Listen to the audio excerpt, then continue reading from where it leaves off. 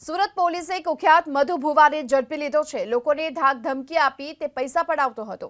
6 મહિના પહેલા મધુ ભુવાએ એક વ્યક્તિ પર હુમલો કર્યો હતો। પોલીસે મધુ ભુવા નામના વ્યક્તિ સામે હત્યાના પ્રયાસનો ગુનો નોંધ્યો છે। મધુ ભુવા અને તેના સાગરીતો 6 મહિનાથી ફરાર હતા। વધુ વિગતો મેળવીએ સંવાદદાતા ધનરાજ બાકલી અત્યારે આપણી સાથે જોડાઈ ચૂક્યા છે।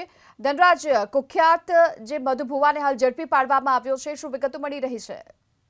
જી બિલકુલ, આ મધુ ભુવો છે લોકોને ધાકધમકી આપતો હતો અને ત્યારબાદ લોકો પાસે રૂપિયા પડાવતો હતો। સુરતની પુણા પોલીસે માથાભારે મધુ ભુવાને પકડી પાડીને તેના વિરુદ્ધ કાયદેસરની કાર્યવાહી કરી છે।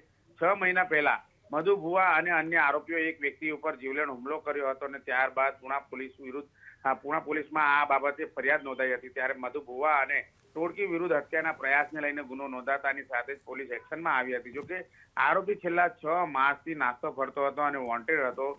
બાતમીના આધારે પુણા પોલીસે આ આરોપીને પકડી પાડ્યો છે અને તેના વિરુદ્ધ કાયદેસરની કાર્યવાહી હાથ ધરી છે। જી, આભાર આપનો આ સમગ્ર માહિતી બદલ।